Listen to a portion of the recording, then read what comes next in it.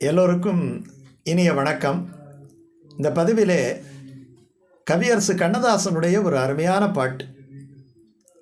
கவியரசு கண்ணதாசனுடைய ஒவ்வொரு பாட்டு, அதுவும் தத்துவ பாடல் எடுத்துக்கொண்டோம் என்று சொன்னால் நமக்கு இப்போ நினச்சாலும் கூட அந்த பாட்டினுடைய பெருமை, அந்த பாட்டு நம்ம மனசை எப்படியெல்லாம் ஆகர்ஷணம் பண்ணுது என்பதை தெரிஞ்சுக்கலாம். அவர் சொந்தமாக எடுத்த படம் லக்ஷ்மி கல்யாணம்னுட்டு ஒரு படம், கண்ணதாசன் ப்ரொடக்ஷன். அது சிவாஜி கணேசன் அந்த படத்துக்கு நிறையா கோஆப்ரேட் பண்ணி எப்படியாவது கவிஞருக்கு உதவ வேண்டும், அவர் இவரை அடிச்சுக்கிட்டு இருக்கிறாங்க. ஆனால் இதில் என்னுடைய சொந்த படம் அப்படின்னு சொன்னவொடனே அதில் அவர் பாடல்லாம் எழுதியிருக்கிறார். வி.கே. ராமசாமி எல்லாம் நடிச்சிருக்கிறாங்க.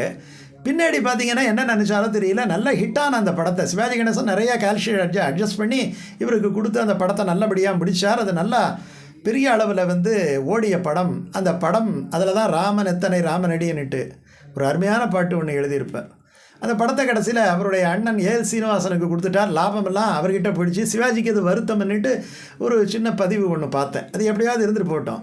ஆனால் இதில் ஒரு அருமையான பாட்டு எழுதுகிறார். மனிதர்களுடைய சுபாவத்தை பற்றி எழுதுகிறார். இந்த உலகத்திலே அரிது அரிது மானிடராக பிறத்தல் அரிதுன்னு சொல்லி மனுஷ ஜாதியாக பிறந்திருக்கிறோம் மனுஷர்கள். ஆனால் அப்படி நீங்கள் ஒரு விஷயத்தை பாருங்கள், மனுஷனில் மனுஷனாக இருக்கிறவன் எத்தனை பேர்? அதுதான் அந்த பாட்டினுடைய கான்செப்ட். விலங்குகளிலிருந்து மனிதன் தோன்றினான்.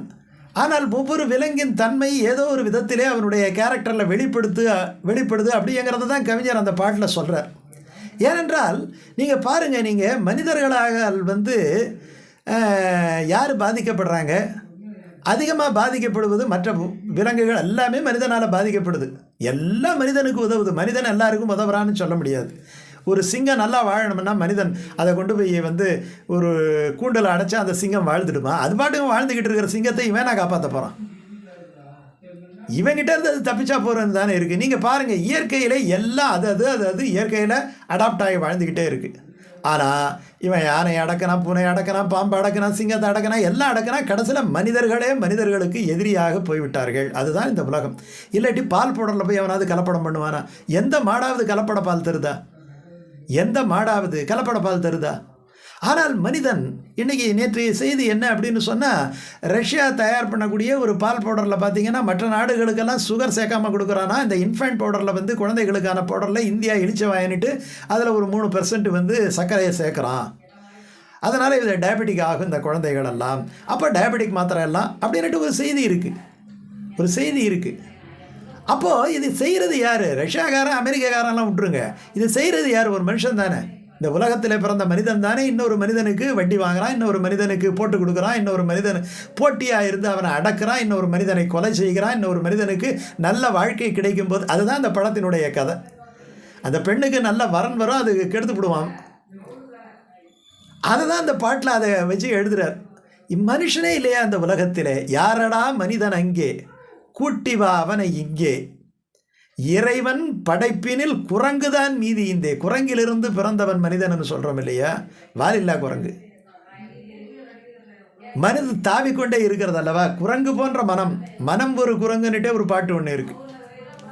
அதனால் அவர் லாந்தர் வச்சுக்கிட்டு, ஒரு மேதை பகல் வேளை கையில் விளக்குடன் சென்றாராம், மனிதனிங்கே காணவில்லை தேடுகிறேன் நான் என்னார்.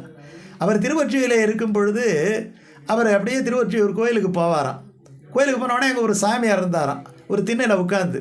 அந்த யார் போனாலும் அவர் சொல்லுவாராம், அதை பார்த்தவொடனே, இதை போது பாரு நரி போது பாரு, இதை போது பாரு நாய் போது பாரு, இதை போது பாரு கழுகு போது பாரு, நான் பார்வை கழுகாட்டாக இருக்கும், இதை போது பாரு பாம்பு இருக்குது பாரு, கொத்திவிடும், நச்சு பேச்சு நச்சு செயல் நச்சு.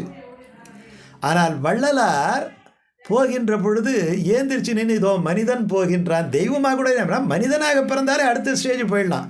வையத்துள் வாழ்வாங்கு வாழ்பவன் வானுரையும் தெய்வத்துள் வைக்கப்படும் இல்லையா? இதை எடுத்து தான் இதில் எழுதுகிறார். யாரடா மனிதன் அங்கே, கூட்டி வா அவனை இங்கே, இறைவன் படைப்பினில் குரங்குதான் மீதி இங்கே. அப்புறம் தான் விலாவாரியாக சொல்கிறார், மனிதரில் நாய்கள் உண்டு, நன்றி இருக்கக்கூடிய மனிதர்கள் உண்டு, குலைக்கக்கூடிய மனிதர்கள் உண்டு, கடிக்கக்கூடிய. இவரே எழுதுகிறார், உணவு வைத்தவண்ணே வைத்த கை மீளுமுன்னே வெடுக்கன கடிக்கும் மாந்தரன்ட்டு எழுதுகிறார். வெடுக்கன கடிக்கும் மாந்தர். நாய்க்கு நன்றியும் சொல்லலாம், சாப்பிட்டதையே திரும்ப சாப்பிட்டதை சொல்லலாம். மூன்றாவதாக வளர்த்தவனே சமயத்தில் கடிச்சிடும். அப்போ மனிதர்கள் நாய்கள் உண்டு, மனிதரில் நரிகள் உண்டு. நரித்தனம் பண்ணுறோம் இல்லையா, கூட இருந்தே குழி பறிக்கிறான் இல்லையா. மனிதரில் புலிகள் உண்டு, பழக்கத்தில் பாம்புகள் உண்டு. பழக்கத்தில் பாம்புகள் உண்டு. நாயும் நரியும் புலியும் இந்த மானும்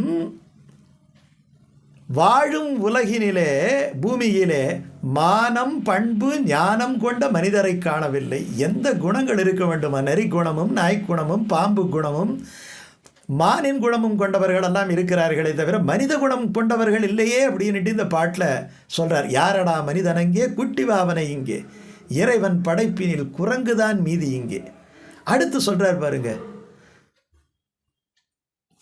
சிரிப்பினில் மனிதன் இல்லை, அழுகையில் மனிதன் இல்லை, உள்ளத்தில் மனிதன் இல்லை, உறக்கத்தில் மனிதன் இல்லை, வாழும் மிருகம் தூங்கும் தெய்வம். மனிதனை கிளாசிஃபை பண்ணுறார் பாருங்க. 3 ஸ்டேஜ் இருக்கான். 3 ஸ்டேஜ்: விலங்கு, மனிதன், தெய்வம். அதனால தான் திருவள்ளுவர் சொன்னார், வையத்துள் வாழ்வாங்கு வாழ்பவன் வான்புறையும். நெக்ஸ்ட் ஸ்டேஜ் தெய்வத்துள் வைக்கப்படும். அப்போ தெய்வம் என்பது எப்படி இருக்கும்? அதை தான் சொன்னார். தூங்கும்போது எல்லாம் அப்போ அந்த ஒரு நேரம் தானே தப்பு பண்ணாமல் இருக்கிறான்.